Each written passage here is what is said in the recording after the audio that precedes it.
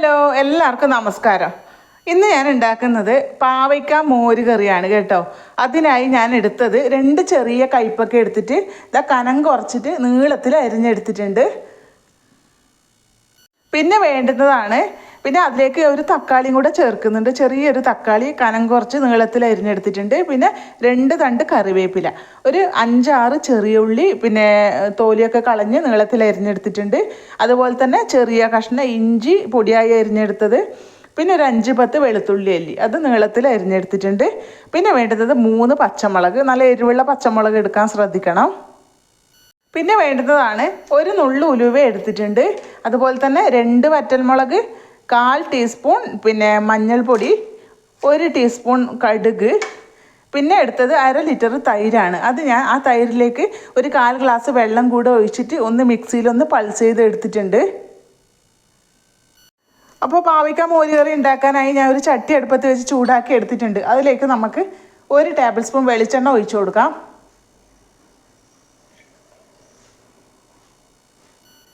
ചൂടായ വെളിച്ചെണ്ണയിലേക്ക് നമ്മൾക്ക് 1/4 ടീസ്പൂൺ കടുക് ഇട്ട് കൊടുക്കാം. അപ്പോൾ ഒരു നുള്ളി ഉലുവയും കൂടെ ഇട്ട് കൊടുക്കാം. അപ്പോൾ അതിൻ്റെ കൂടെ തന്നെ നമ്മൾക്ക് കറിവേപ്പിലയും ഇട്ട് കൊടുക്കാം. 2 തണ്ട് കറിവേപ്പിലയാണ് ഇട്ട് കൊടുത്തത്. ഉലുവയും കടുകൊക്കെ പൊട്ടി തുടങ്ങിയിട്ടുണ്ട്. ഇനി അതിലേക്ക് 2 വറ്റൽമുളക് കൂടി ചേർത്ത് കൊടുക്കാം. അപ്പോൾ അതിൻ്റെ കൂടെ തന്നെ നമുക്ക് ഒരു കഷ്ണം ഇഞ്ചി ചെറുതായി അരിഞ്ഞതും, പിന്നെ വെളുത്തുള്ളി നീളത്തിൽ അരിഞ്ഞതും,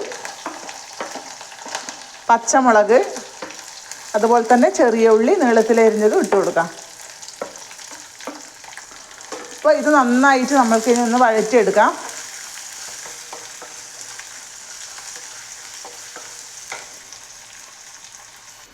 അപ്പോൾ ഉള്ളി, ഇഞ്ചി, പച്ചമുളക്, ചെറിയ ഉള്ളി ഇതെല്ലാം നന്നായി ഒന്ന് വഴണ്ട് കിട്ടിയിട്ടുണ്ട്. ഇനി നമ്മൾക്ക് അതിലേക്ക് ചെറിയൊരു തക്കാളി കൂടി ചേർത്ത് കൊടുക്കാം. അപ്പോൾ അതിൻ്റെ കൂടെ തന്നെ പാവയ്ക്ക കനം കുറച്ച് നീളത്തിൽ അരിഞ്ഞതും കൂടെ ഇട്ട് കൊടുക്കാം. അപ്പോൾ ഇതൊന്ന് നന്നായി ഒന്ന് മിക്സ് ചെയ്തെടുക്കാം. അപ്പോൾ അതിൻ്റെ കൂടെ തന്നെ നമുക്ക് കഷ്ണത്തിന് ആവശ്യമായ ഉപ്പ് കൂടി ചേർത്ത് കൊടുക്കാം. അപ്പോൾ ഇതെല്ലാം നന്നായി ഒന്ന് മിക്സ് ചെയ്തെടുക്കാം. അപ്പോൾ കയ്പക്കയെല്ലാം നന്നായി മിക്സ് ചെയ്തെടുത്തു. ഇനി നമ്മൾക്ക് അതിലേക്ക് 1/4 ടീസ്പൂൺ പിന്നെ മഞ്ഞൾപ്പൊടി കൂടെ ചേർത്ത് കൊടുക്കാം. ഇനി കയ്പക്ക നന്നായി വഴണ്ട് വരുന്ന വരെ നമ്മൾക്കൊന്ന് ചെറിയ തീയിലിട്ടിട്ട് അടച്ചു വെക്കാം.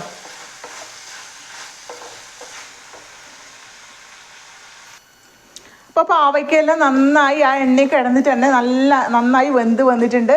അതിന് ഉപ്പൊക്കെ നന്നായിട്ട് പിടിച്ചിട്ടുണ്ട്. അപ്പോൾ ഇന്ന് നമ്മൾക്കൊന്ന് തീ ഓഫാക്കി കൊടുക്കാം. തീ ഓഫാക്കിയിട്ട് വേണം തൈര് ചേർത്ത് കൊടുക്കാൻ. തൈരായാലും മോരായാലും തീ ഓഫാക്കിയിട്ട് വേണം ചേർത്ത് കൊടുക്കാൻ. അപ്പോൾ ഇതാ ഞാൻ 1/2 ലിറ്റർ തൈരിൽ ഇച്ചിരി വെള്ളം കൂടെ ഒഴിച്ചിട്ട് ഒന്ന് മിക്സാക്കി എടുത്തതാണ്. അപ്പോൾ നന്നായി ഒന്ന് മിക്സ് ചെയ്തെടുക്കാം. ഉപ്പ് നോക്കണം. ഉപ്പ് ഈ സമയത്ത് കുറവാണെങ്കിൽ ഒന്ന് ചേർത്ത് കൊടുക്കണം. ഉപ്പ് നോക്കാം. ഇപ്പോൾ ഉപ്പ് ഇച്ചിരി കുറവുണ്ട്, നമുക്ക് ഇട്ട് കൊടുക്കാം. അപ്പോൾ ഇത് വളരെ എളുപ്പത്തിൽ ഉണ്ടാക്കാൻ പറ്റുന്നതാണ്. ആ കയ്പക്ക ഒന്ന് എണ്ണയിൽ കിടന്നിട്ട് വെന്ത് വരേണ്ട ടൈമേ ഉള്ളൂ. അപ്പോൾ നമുക്ക് ഒന്ന് തീ ഓണാക്കി കൊടുക്കാം. ഇത് ജസ്റ്റ് ഒന്ന് ചൂടാവണം. തൈര് തിളപ്പിച്ചെടുക്കണ്ട.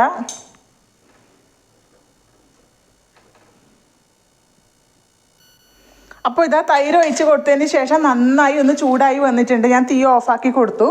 അപ്പോൾ ഇത് വളരെ എളുപ്പത്തിൽ ഉണ്ടാക്കാൻ പറ്റുന്ന ഒരു പാവയ്ക്ക മോര് കറിയാണ്. പാവയ്ക്ക ഇഷ്ടമല്ലാത്തവർ പോലും ഇങ്ങനെ ഉണ്ടാക്കിയാൽ കഴിച്ചു പോകും. അപ്പോൾ ഇതെല്ലാവർക്കും ഉണ്ടാക്കാൻ അറിയായിരിക്കും. പക്ഷേ അറിയാത്തവർ ഇതുപോലെ ഒന്ന് ഉണ്ടാക്കി നോക്കണം. നല്ലൊരു ടേസ്റ്റുള്ളൊരു ഒഴിച്ചു കറിയാണിത്. തേങ്ങയൊന്നും അരച്ചിട്ട് മെനക്കെടേണ്ട ആവശ്യമില്ല. അപ്പോൾ അടുത്ത വീഡിയോ ആയി വരുന്നത് വരെ എല്ലാവർക്കും ബൈ.